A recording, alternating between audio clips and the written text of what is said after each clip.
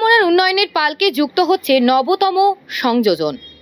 ত্রিপুরা সরকারের যুব ক্রীড়া মন্ত্রণালয়ের উদ্যোগে তেলিয়ামুড়া দ্বাদশ শ্রেণী বিদ্যালয়ের স্কুল মাঠ প্রাঙ্গণে গড়ে উঠবে স্পোর্টস কমপ্লেক্স। 2,69,00,000 টাকা বাজেট নিয়ে গড়ে উঠবে স্পোর্টস কমপ্লেক্স। এতে করে ছাত্রছাত্রী সহ যুব সমাজ খেলাধুলার প্রতি মনোনিবেশ করতে পারবে। এই লক্ষ্যমাত্রাকে সামনে রেখে মঙ্গলবার তেলিয়ামুড়া দ্বাদশ শ্রেণী বিদ্যালয়ের মাঠ পরিদর্শনে আসেন ত্রিপুরা বিধানসভার মুখ্য সচেতক তথা তেলিয়ামুড়ার বিধায়িকা কল্যাণী সাহা রায়। পরিদর্শনকালে বিধায়িকার সঙ্গে ছিলেন পৌর পরিষদের পৌরপিতা রূপক সরকার, তেলিয়ামুড়া মণ্ডলের সাধারণ সম্পাদক নন্দন রায় ও গোপাল বর্মন সহ অন্যান্যরা। অন্যদিকে তেলিয়ামুড়া নেতাজি নগর স্থিত মহাশ্মশান ঘাটের সার্বিক উন্নয়নের কথা মাথায় রেখে পৌর পরিষদের চেয়ারম্যান, ভাইস চেয়ারম্যান সহ পৌর পরিষদের ইঞ্জিনিয়ারদের নিয়ে এদিন মহাশ্মশান ঘাট পরিদর্শন করেন বিধায়িকারা।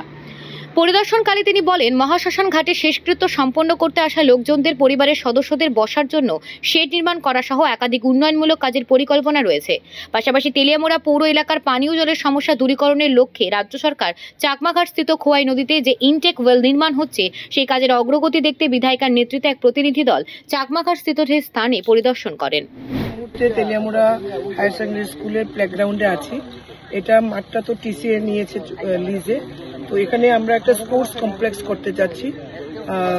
ত্রিপুরা সরকারের যুব ক্রীড়া মন্ত্রণালয়ের পক্ষ থেকে এই স্পোর্টস কমপ্লেক্স তেলিয়ামুড়ার জন্য স্যাংশন করা হয়েছে এবং টেন্ডার প্রসেস কমপ্লিট, এখন কাজ ধরবে।